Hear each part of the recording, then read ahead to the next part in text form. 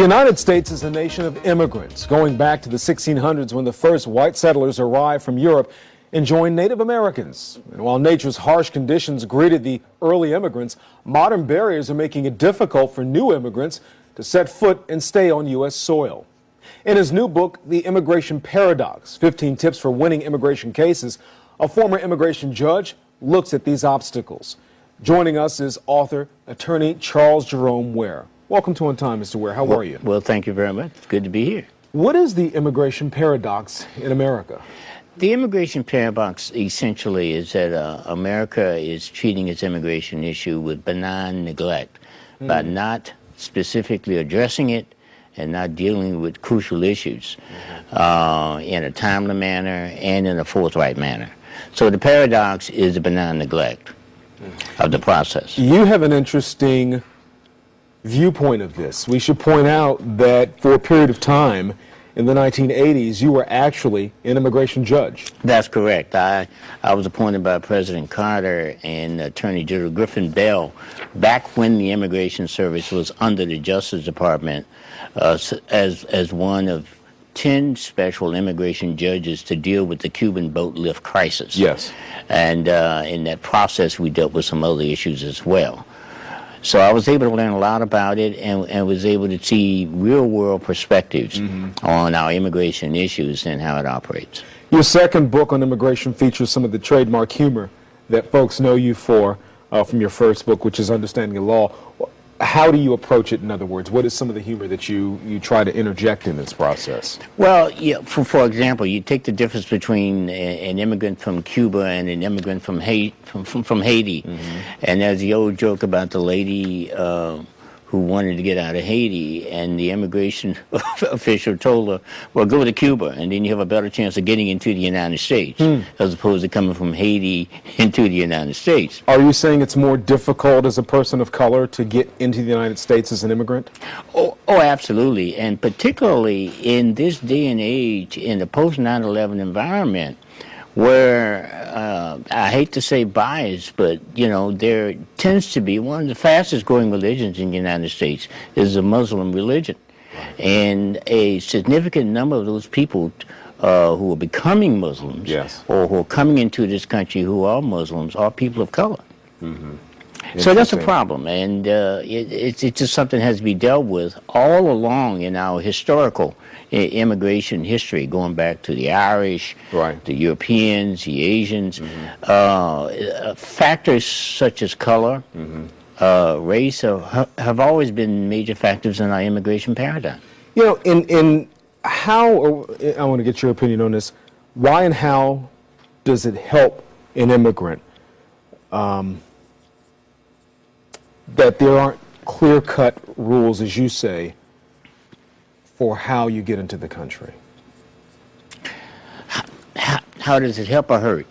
Okay, well, in the first instance, most people who, or there's still a high percentage of people who come into the country so-called illegally. They show up. And a lot of this is our border-related issues, particularly from Mexico. Border-related issues. Like Arizona, the number Texas. Yes, right. The number one group of immigrants into the United States are from Mexico. And the problem is that once you get here, or once you try to go through the very complex and complicated paperwork of getting into this country, particularly if you feel that it's life-preserving to get here, it's easier to just come in and then deal with the process of them putting you out, because the country is not very good at putting people out. We still have not gotten on top of the illegal immigrant issue. Therefore, you have that sort of paradigm where it's just easier to get in. What are some of the obstacles for getting into the United States? Can you outline a few of them for us? Yeah, some of the major obstacles you mean lawfully? Yes, lawfully. Of course, money. If you look at a lot of the immigrants from certain countries that come in, they take up the so-called investment option. You either purchase a 7-Eleven or McDonald's or something like that. That's an investment option. Most people just do not have the wherewithal.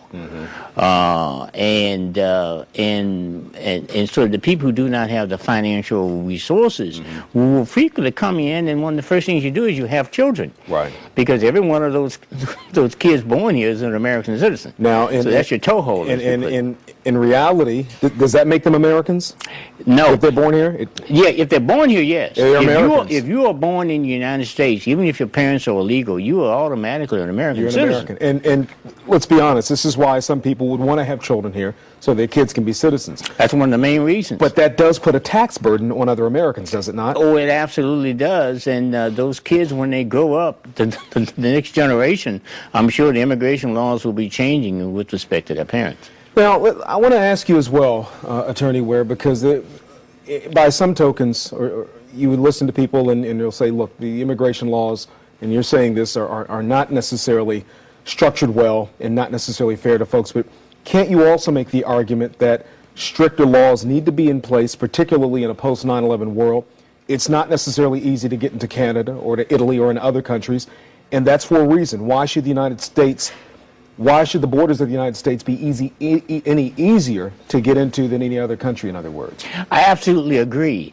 Every country has very tough immigration laws.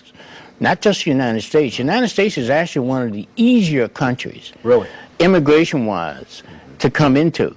Countries that are notoriously bad about immigration, let's say Australia.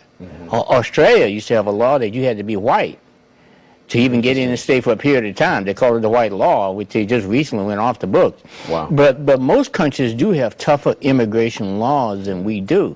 Our problem is not that we necessarily need new laws. We need to enforce the ones we have. And that's why I call it the problem is a benign neglect problem. Right. It's not a new law problem. Who gets admitted into the United States from your research? The number one group to get to the United States are Mexicans. Number two, Chinese. Number three, from the Philippines. Number four, Vietnam. Number 5 and 6, Cuba and El Salvador. India ranks up there. I'm sorry. India comes in at 4th, and then the others come. And then countries such as Canada are about number 8. Can't you also make an argument that a lot of these folks coming here are hungry for freedom, hungry for democracy, and actually add to the growth and to the prosperity of the United States by their hard work? Our country historically has benefited enormously from our immigrant population. It's the strength of the United States. It's the strength of the United States, and it's what we are about. We are a land of immigrants, yes. and we like to be known as that, and it's true. Right. What do you think needs to be done, Attorney Ware, to address the immigration situation? If there were 2 or 3 critical things, and I know you outlined some of the things in the book, but for those who haven't had an opportunity to read it, what 2 or 3 crucial things need to be done to address the problem right now? Well, one of the biggest problems is that the immigration is technically controlled by Congress and not by the president. Yeah, although the agency, what about the INS?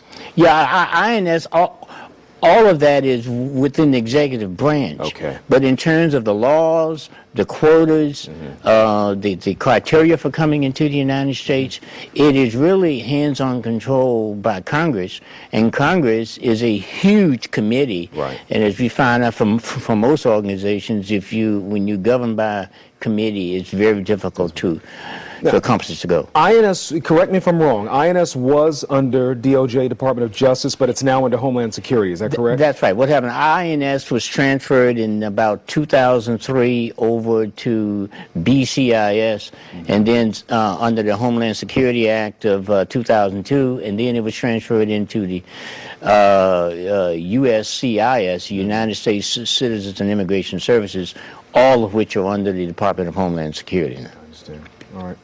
Attorney Charles Ware. Thank you for coming in pleasure. today. We appreciate it. Thank you. Absolutely. This is interesting. Where can people pick up a copy of your book? The book is at Borders, at Barnes & Noble, and most major, and you can also get it online with Amazon.com, but it's available all over. You can order it online or you can order it from your local bookstore. We appreciate it. Absolutely. Charles Ware. The name of his book is The Immigration Paradox. You can call his office to get the book, 410-720-6129. Also, if you have an immigration question, I assume. Or go to his website.